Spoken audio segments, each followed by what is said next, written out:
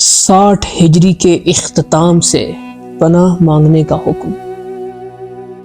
حضرت امام حسین کی شہادت عظمیٰ کی یہ ایک منفرد خوبی ہے کہ حضور نبی اکرم صلی اللہ علیہ وسلم نے اس کی تفصیلات بہت پہلے بتا دی تھی، جس کی جزیات سے اہل بیت واقف ہو چکے تھے اور انہیں بخوبی پتہ چل چکا تھا کہ مستقبل میں کیا ہونے والا ہے۔ ان حیرت انگیز اور قبل از وقت تفصیلات کو معجزانہ پیشن گوئی کے سوا کوئی نام نہیں دیا جا سکتا۔ یہی وجہ ہے کہ میدان صفین کی طرف جاتے ہوئے راستے میں حضرت علی شیر خدا نے کربلا کے ان مقامات کی نشاندہی کر دی تھی جہاں ان حضرات کو شہید ہونا تھا۔ ان واقعات کا بنظر غور جائزہ لینے سے پتہ چلتا ہے کہ حضور نبی اکرم صلی اللہ علیہ وسلم نے دیگر تفصیلات کے ساتھ بعض خاص لوگوں کو ماہ وصال سے ابھی آگاہ کر دیا تھا، اور وہ حتمی طور پر جانتے تھے کہ یہ افسوسناک سانحہ کب وقوع پذیر ہونے والا ہے۔ حضرت ابو ہریرہ بھی ان خاص لوگوں اور محرم راز دوستوں میں سے تھے جنہیں اچھی طرح علم تھا کہ 60 ہجری کے اختتام تک سیاسی اور ملکی حالات مستحکم نہیں رہیں گے، بلکہ ان میں نمایاں تبدیلیاں آ جائیں گی۔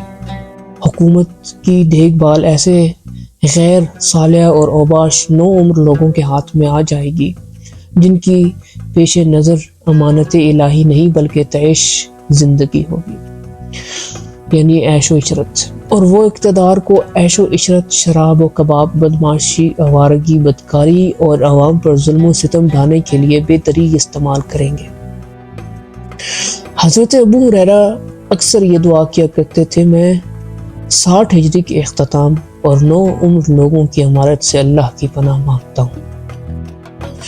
ان کا مطلب یہ تھا کہ ایک خوفناک دور شروع ہونے والا ہے جس میں اوباش لڑکے سلطنت و حکومت پر قابض ہوں گے، جس سے امت مسلمہ کو ناقابل تلافی نقصان ہوگا۔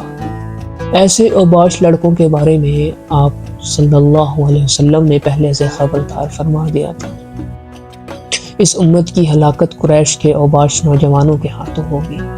بے شک میری امت میں جھگڑا و فساد بے وقوف اوباش نوجوانوں کے ہاتھ برپا ہوگا۔ حضرت ابو ہریرہ رضی اللہ تعالی عنہ نے ایک اور روایت میں فرمایا کہ حضور صلی اللہ علیہ وسلم نے فرمایا کہ اہل عرب کے لیے اس شر کی وجہ سے تباہی و بربادی ہے جو 60 ہجری کے اختتام پر قریب آ چکی ہے۔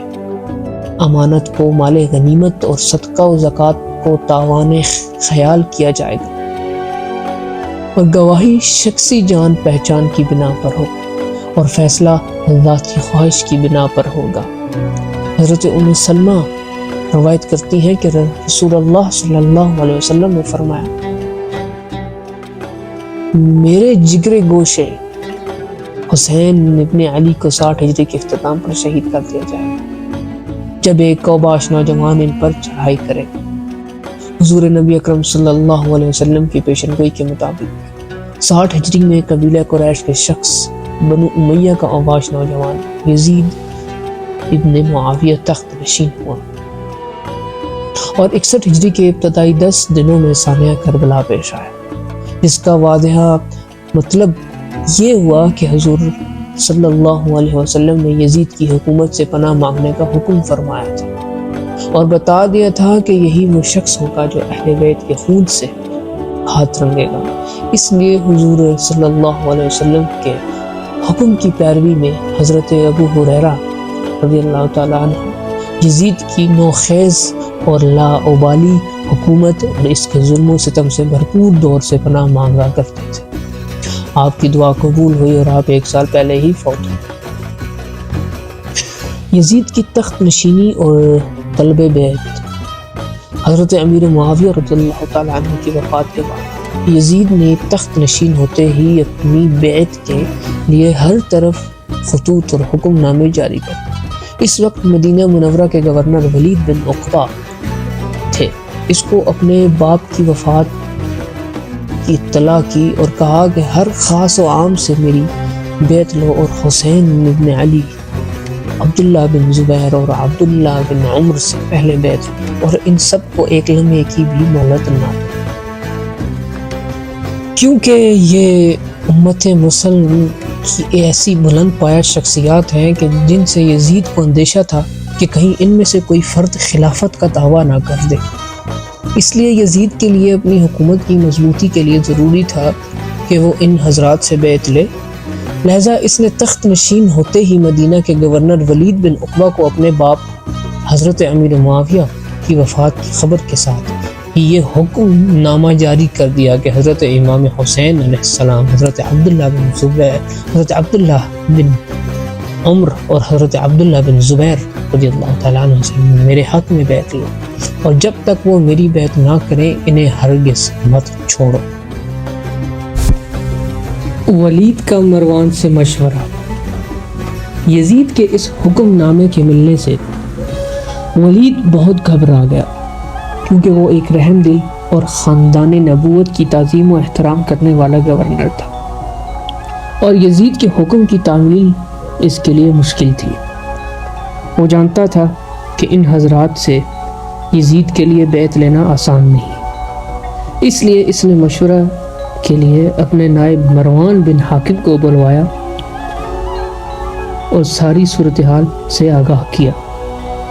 مروان چونکہ سخت مزاج اور سنگ دل شخص تھا، اس نے کہا کہ ان تینوں کو اسی وقت بلائے اور بیعت کے لیے کہے، اگر وہ بیعت کر لیں تو بہتر، ورنہ تینوں کو قتل کرتے، اور اگر تم نے ایسا نہ کیا تو امیر معاویہ رضی اللہ تعالیٰ عنہ کی موت کی خبر ہو جانے پر وہ تینوں الگ الگ مقام پر جا کر مدعی خلافت بن کھڑے ہوں گے، اور پھر ان پر قابو پانا مشکل ہو جائے گا۔ البتہ ابن عمر جدال و قتال کو پسند نہیں کرتے، وہ خلافت کے طلبگار بھی نہیں ہیں، سوائے اس کے کہ خلافت خود بخود ان کو دی جائے۔ مروان بن حاکم وہ شخص ہے کہ جب اس کی پیدائش ہوئی اور حضور اقدس صلی اللہ علیہ وسلم کی خدمت میں تخنیک یعنی کوئی چیز چبا کر نرم کر کے کھلانے کے لیے لایا گیا تو حضور صلی اللہ علیہ وسلم نے فرمایا یہ گرگٹ کا بیٹا گرگٹ ہے۔ اور بخاری، نسائی، ابن ابی حاتم اپنی تفسیر میں روایت کرتے ہیں کہ حضرت عائشہ صدیقہ رضی اللہ تعالیٰ نے فرمایا حضور نبی کریم صلی اللہ علیہ وسلم نے مروان کے باپ حاکم پر لعنت فرمائی، جبکہ مروان صلب پدر باپ کو کہتے ہیں، یعنی کہ باپ میں ابھی آنے والے بچے کا نطفہ موجود تھا اور وہ ماں کے پیٹ میں بچے کے وجود میں آ کر پرورش پانے کے مراحل میں بھی نہیں آیا تھا، تو وہ بھی اللہ کی لعنت سے حصہ پانے والوں میں سے ہوا۔ وہ مروان کے اس کو اور اس کے باپ کو حضور نبی اکرم صلی اللہ علیہ وسلم نے گرگٹ فرمایا،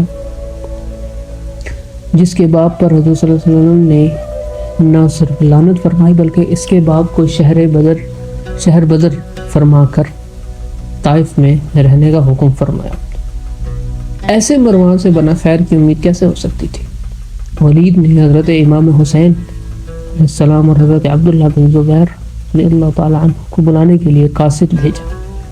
قاصد نے ان دونوں حضرات کو مسجد نبوی میں بیٹھا پایا۔ قاصد ایسے وقت میں آپ حضرات کے پاس بلانے آیا جس وقت ولید کسی سے نہ ملتا تھا۔ قاصد نے کہا کہ آپ دونوں حضرات کو امیر نے بلایا ہے۔ انہوں نے کہا کہ تم چلو، ہم ابھی آتے ہیں۔ پھر حضرت ابن زبیر نے حضرت امام حسین سے کہا کہ آپ کا کیا خیال ہے کہ امیر نے ہمیں ایسے وقت میں کیوں طلب کیا ہے جس وقت وہ کسی سے ملتا بھی نہیں؟ حضرت امام حسین نے فرمایا کہ میرا خیال ہے کہ حضرت امیر معاویہ رضی اللہ تعالیٰ عنہ کی وفات ہو گئی ہے اور ہمیں اس لیے بلایا گیا ہے کہ ان کی وفات کی خبر پھیلنے سے پہلے ہم سے یزید کی حق میں بیعت لی جائے۔ اس پر حضرت ابن زبیر نے کہا کہ میرا بھی یہی گمان ہے۔ پھر انہوں نے حضرت امام حسین سے پوچھا کہ آپ کا کیا ارادہ ہے؟ حضرت امام حسین علیہ السلام نے فرمایا کہ میں اس وقت اپنے جوانوں کو لے کر چلتا ہوں، کیونکہ انکار کی صورت میں ہو سکتا ہے کہ معاملہ نازک صورت اختیار کر جائے۔ حضرت امام حسین اپنی حفاظت کا سامان لے کر ولید کے پاس پہنچے آپ نے اپنے ساتھیوں سے فرمایا کہ میں اندر جاتا ہوں، اگر میں تمہیں بلاؤں یا تم سمجھو کہ میری آواز بلند ہو رہی ہے تو فوراً اندر آ جانا، اور جب تک میں باہر نہ آ جاؤں تم یہاں سے مت ہٹنا۔ آپ اندر گئے اور سلام کر کے بیٹھ گئے۔ اس وقت ولید کے پاس مروان بھی موجود تھا۔ ولید نے آپ کو حضرت امیر معاویہ کے وفات پا جانے کی خبر سنائی اور یزید کی بیعت کے لیے کہا۔ آپ نے تعزیت کے بعد فرمایا کہ میرے جیسا آدمی اس طرح چھپ کر بیعت نہیں کر سکتا، اور نہ ہی میرے لیے اس طرح چھپ کر بیعت کرنا مناسب ہے۔ اگر آپ باہر نکل کر سب لوگوں سے بیعت طلب کریں تو ان کے ساتھ مجھے بھی بیعت کے لیے کہنا۔ ولید کیونکہ امن پسند آدمی تھا، اسے حضرت امام حسین علیہ السلام کی بات پسند آئی اور اس نے کہا کہ اچھا آپ تشریف لے جائیں۔ اس پر مروان نے ولید سے کہا کہ اگر اس وقت تم نے ان کو جانے دیا اور بیعت نہ لی تو تم کبھی بھی ان پر قابو نہ پا سکو گے، ان کو قید کر لو، اگر یہ بیعت کر لے تو ٹھیک ہے، ورنہ ان کا سر قلم کر دو۔ حضرت امام حسین علیہ السلام یہ سن کر اٹھ کھڑے ہوئے اور فرمایا کہ اے ابن زرقابہ، تو مجھے قتل کرے گا یا یہ کریں گے؟ خدا کی قسم تو جھوٹا اور کمینہ ہے۔ یہ کہہ کر آپ اپنے گھر تشریف لے گئے۔ آپ کے تشریف لے جانے کے بعد مروان نے ولید سے کہا تم نے میرا قتل کا مشورہ نہ مانا، اب تم کبھی دوبارہ ان پر قابو نہ پا سکو گے۔ ولید نے کہا تم پر افسوس کہ تم مجھے ایسے مشورے دے رہے ہو جس میں میرے دین کی تباہی ہے۔ کیا میں نواسہ رسول اللہ صلی اللہ علیہ وسلم کو صرف اسی وجہ سے قتل کر دیتا کہ انہوں نے یزید کی بیعت نہیں کی؟ خدائے ذوالجلال کی قسم، مجھے ساری دنیا کا مال و متاع مل جائے تو بھی میں ان کے خون سے اپنے ہاتھوں کو آلودہ ہرگز نہیں کر سکتا۔ یہ سن کر مروان نے کہا کہ تم ٹھیک کہتے ہو۔ یہ بات اس نے صرف ظاہراً کہی تھی، ورنہ دل میں ولید کی بات کو ناپسند کرتا تھا۔ حضرت امام حسین خوب جانتے تھے کہ آپ کے انکار سے یزید بدبخت جان کا دشمن اور خون کا پیاسا ہو جائے گا، لیکن آپ کی غیرت، تقوی و پرہیزگاری نے اجازت نہ دی کہ اپنی جان بچانے کی خاطر نااہل کے ہاتھ بیعت کر لیں اور نواسہ رسول صلی اللہ علیہ وسلم ہونے یا مسلمانوں کی تباہی کی پرواہ نہ کریں۔ اگر آپ یزید کی بیعت کر لیتے تو وہ آپ کی بڑی قدر و منزلت کرتا اور دنیا کی بے شمار دولت آپ کے قدموں میں ڈھیر کر دیتا، لیکن یزید کی بدکاری کے جواز کے لیے آپ کی بیعت کرنا سند ہو جاتی اور اسلام کا نظام درہم بھرم ہو جاتا اور دین میں ایسے فساد برپا ہوتے کہ جس کا دور کرنا صرف مشکل ہی نہیں ناممکن ہو جاتا۔ بہرحال آپ یزید کی بیعت کے لیے تیار نہ ہوئے۔ شام کے وقت ولید نے پھر حضرت امام حسین کے پاس آدمی بھیجا۔